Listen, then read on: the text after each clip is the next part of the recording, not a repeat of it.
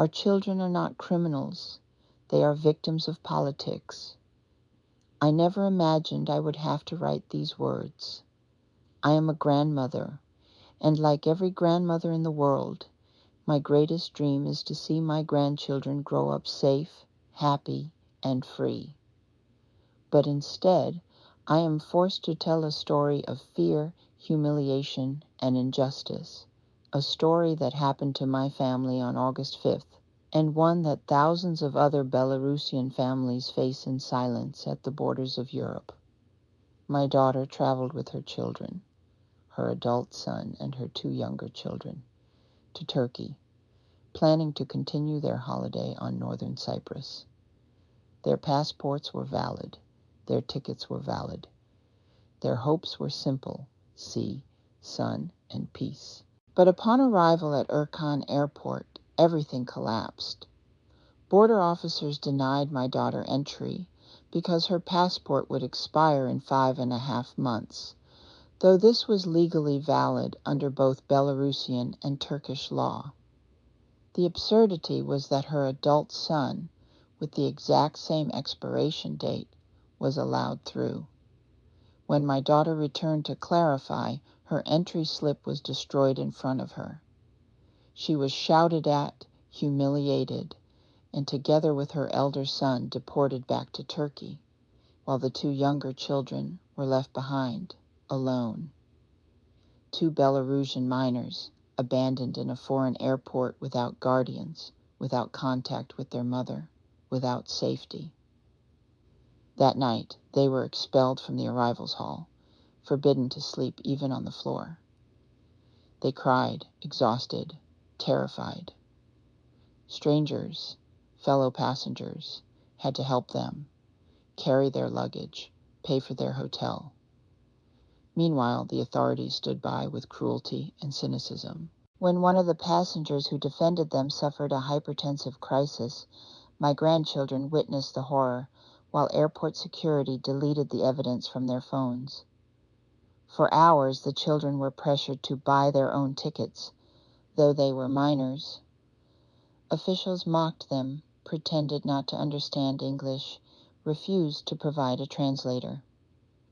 When my daughter and her elder son were deported to Istanbul, they immediately sought help from the Belarusian consulate. But instead of assistance, they received cold indifference. This is one country, like Minsk to Gomel, consular staff told them. Find acquaintances to take the children. No one called to check on the children. No one raised an official protest, the role of the opposition. We also turned to the so-called democratic opposition, hoping they would at least raise awareness, call journalists, or demand accountability. But what we met was silence. Anonymous emails, endless requests for proof, and excuses. We cannot report without confirmation from official Belarusian authorities.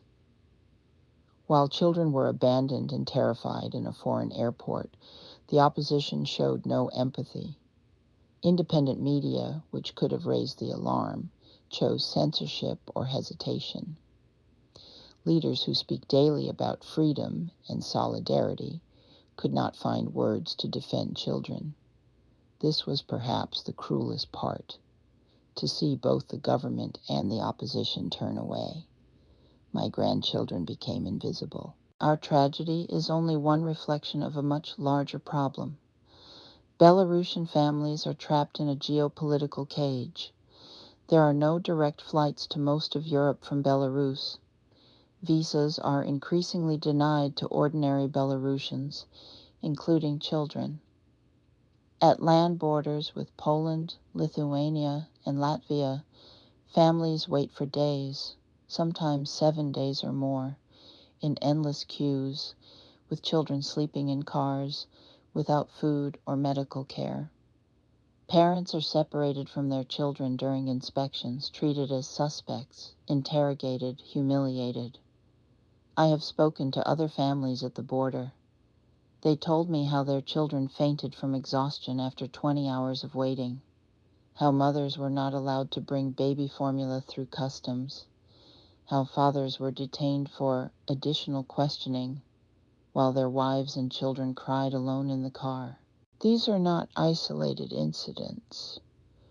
This is a system of punishment, not against the Belarusian government, but against its people, against its most vulnerable, children, the elderly, and families. I am not a politician.